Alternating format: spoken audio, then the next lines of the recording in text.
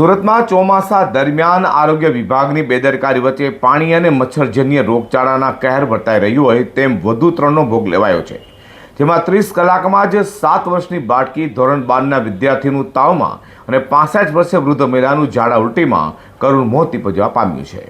સુરત શહેરમાં પાણી અને મચ્છરજન્ય રોગચાળામાં છેલ્લા 30 કલાકમાં વધુ 3 લોકોના મોત થયા છે। રામનગરમાં રહેતી 7 વર્ષની બાળકીનું તાવમાં અને લિંબાયતમાં વૃદ્ધનું ઝાડા ઉલટીમાં મોત થવા પામ્યું છે। આ સાથે સચિન વિસ્તારમાં રહેતા 16 વર્ષના કિશોરનું એક દિવસના તાવ બાદ કરુણ મોત નીપજવા પામ્યું હતું। 7 વર્ષની બાળાનું 2 દિવસના તાવમાં મોત નીપજ્યા બાદ સચિન વિસ્તારમાં રહેતા શ્રમજીવી પરિવારના ધોરણ 12માં અભ્યાસ કરનારા 16 વર્ષના કિશોરનું પણ એક દિવસના તાવ બાદ કરુણ મોત નીપજવા પામ્યું છે। જ્યારે લિંબાયતમાં રહેતી 65 વર્ષીય વૃદ્ધાનું ઝાડા ઉલટી બાદ મોત નીપજવા પામ્યું હોય, જેને લઈને આરોગ્ય વિભાગની કામગીરી સામે અનેક સવાલો ઊભા થઈ રહ્યા છે। જોકે હાલમાં સુરત નવી સિવિલ હોસ્પિટલમાં ઓપીડીના કેસોમાં સતત વધારો થયો છે। અગાઉ રોજ 100 ઓપીડી આવતી હતી, જોકે હવે રોજના 250 से વધુ કેસો આવી રહ્યા છે। परवेश पासवान। कहाँ पे रहते हो?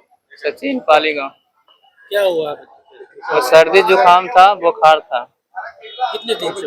मतलब 2 दिन से था। तो दवाई लेके लिए थे हॉस्पिटल से, दवाई तो ठीक था, लेकिन कल था जो दवाई लिए थे, फिर भी कल शाम को सेटिंग नहीं हुआ था। मैंने सोचा एक बार और देखा के ले लेते हैं, तो शाम को लिए थे तो ठीक था। दवाई खिलाने के बाद तो ठीक थे, लेकिन 2 बजे रात को क्या हुआ, सांस लेने में थोड़ा दिक्कत होने लगा।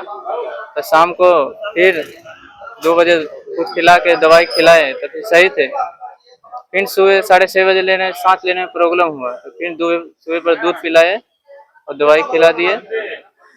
तो फिर थोड़ा देरी के बाद 10-15 मिनट के बाद थोड़ा सांस लेने में दिक्कत होने लगा। तो फिर हम लोग हॉस्पिटल में लाते समय 7:30 बजे थोड़ा रास्ता में सांस रुक गया।